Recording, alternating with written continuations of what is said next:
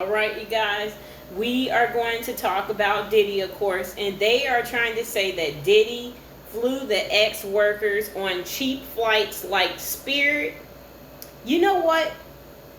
I would say that those ex-workers should have never accepted that.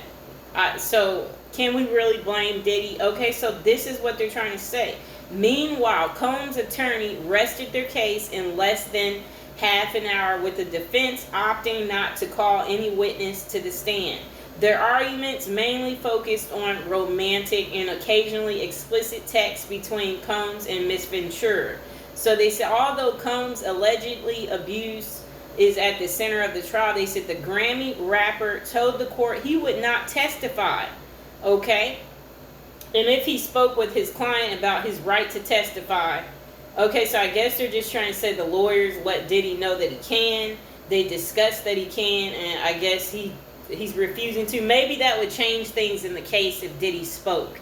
I meant like on making the charges stick. Maybe he doesn't want to put his foot in his mouth. Maybe they told you not to, Diddy, because it doesn't quite work out when it was all these charges against you. So maybe you should stay quiet. Okay, so they said that we need to look back at some of the big moments. Okay, so they said in June 24th, court filing, prosecutors indicated they are dropping some of their charges against Diddy ahead of June 26th closing arguments.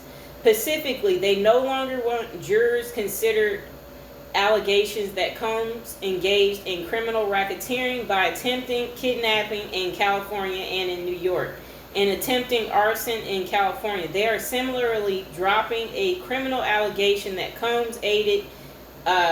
Okay, so look, you guys. I would say so many things about the dropping of the charges. I would say that Diddy has a good spiritual worker that he's working with to help with this court case. You know, Diddy is working with somebody that does magical stuff like voodoo. And Diddy has been reciting his songs. He's been using his Bible a lot. The power of prayer has gotten his charges down to what he's gotten it down to. He's starting to use his subconscious mind. That's what I told you guys on the last video. Diddy is now like us, where he is believing in the impossible, and that is the reason why he's getting out of this situation the way it's going so far. Like I was saying, I see Diddy on house arrest. I mean, like, I do see Diddy having a release and getting time served for the amount of time that he's been already in jail. I do think the lesson is learned, right, Diddy? Now you know what it's like to be a real person, not just a celebrity. Your rights have been removed and taken away. People all in your privacy, right? Now everybody knows all about you, even though it was stuff that was supposed to be secret. But now we all know how you are. And hopefully, you know, Diddy, I think it's going to work out for you. You might not need Trump after all to help you, to help pardon you. Okay, so look. So they're trying to say the indictment he faces accused him not just of attempting arson and kidnapping, but also of committing arson and kidnapping outright as part of a criminal conspiracy. Okay, so they said that doesn't necessarily mean Combs is in the clear of all regulated allegations. Okay, so Combs also still faces multiple charges related to the ex-trafficking. They said prosecutors were dropping the charges in light of the judge's desire to streamline the instructions he will give to jurors after the closing argument. Okay, so what is Diddy's net worth? Why do we need to know that? They said his net worth is $400 million. Okay, so I guess they're trying to say that it's dropped since 2019. He used to be worth $740 million. Okay, so you know what? I would say that when someone is rich, the power of knowledge, you can always get back what you once had. That's what I believe in, okay? So they were trying to say, let's see what else. People, there really is people out here who didn't know that Diddy is still remaining in the custody. Like, yes, Diddy's still in jail, okay? Okay, so also, I want to tell you guys, yes, oh, let's get to the baby oil. Yeah, Diddy was concerned when he was out of baby oil. He said he can't believe they are out of baby oil. They had went through 20 bottles at a time. Okay, so he needed 5 more bottles of everything. Later, his team responded that they were bringing him baby oil. Okay, why would he need that?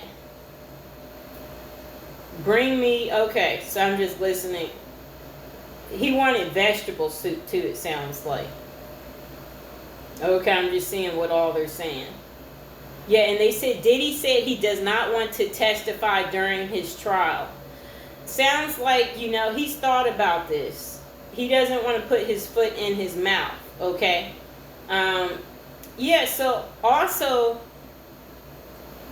the judge has talked to Diddy.